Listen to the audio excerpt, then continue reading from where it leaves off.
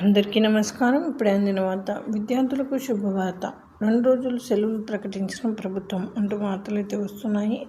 మరి దాని గురించి వీడియో చేయడం అయితే జరుగుతుంది. ఫ్రెండ్స్, వీడియో స్కిప్ చేయకుండా చివరి వరకు చూడండి. అలా అయితే మీకు పూర్తి ఇన్ఫర్మేషన్ అనేది అందుతుంది. అలానే చాలామంది చూస్తున్నారు కానీ సబ్స్క్రైబ్ చేయడం అయితే మర్చిపోతున్నారు. దయచేసి సబ్స్క్రైబ్ చేయండి, అలానే లైక్ చేయండి. ఇంకా లేట్ చేయకుండా వీడియోలోకి అయితే వెళ్ళిపోదాం. ఏపీలో ఈ నెలలో 2 వరుస సెలవులు రానున్నాయి. ఈ 2 రోజుల పాటు ప్రభుత్వ, ప్రైవేటు పాఠశాలలు, కళాశాలలు, ఇతర విద్యాసంస్థలు తెరుచుకోవు. 2 వరుస సెలవులు రావడానికి ప్రధాన కారణం 1 మహాశివరాత్రి, 2 శాసనమండలి ఎన్నికలు.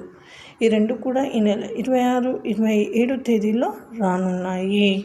మహాశివరాత్రిని పురస్కరించుకుని రాష్ట్రంలో అన్ని ప్రభుత్వ, ప్రైవేటు కార్యాలయాలు, బ్యాంకులు అన్నీ మూతపడతాయి.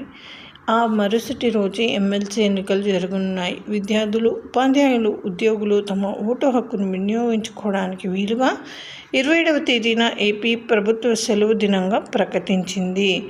అయితే మరి మహాశివరాత్రికి రాష్ట్రంలోని అన్ని ఆలయాలు ముస్తాబు కానున్నాయి. శ్రీశైలం, శ్రీకాళహస్తి, మహానంది, క్షీరారామం, సోమారామం, అమరేశ్వర స్వామి, అమరలింగేశ్వర స్వామి, కోటప్పకొండ, యాగంటి, శ్రీముఖం, భైరవకోన, కోటపల్లి, కపిల తీర్థం వంటి ఆలయాలకు భక్తులు పోటెత్తనున్నారు.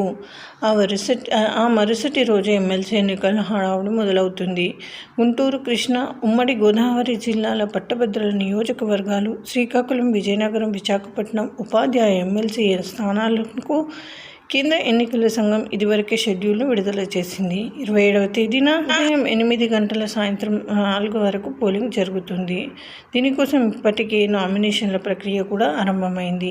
నామినేషన్లను దాఖలు చేయడానికి ఈ నెల 10వ తేదీ వరకు గడువు ఉంటుంది. 11వ తేదీన నామినేషన్ల పరిశీలన చేస్తారు. నామినేషన్ల ఉపసంహరణకు తుది గడువు 13వ తేదీ. 27న పోలింగ్ ఉంటుంది. మార్చి 3వ తేదీన ఓట్లకు లెక్కిస్తారు. సో ఇది ఫ్రెండ్స్, ఈ విధంగా వార్తలు అయితే వస్తున్నాయి. థ్యాంక్స్.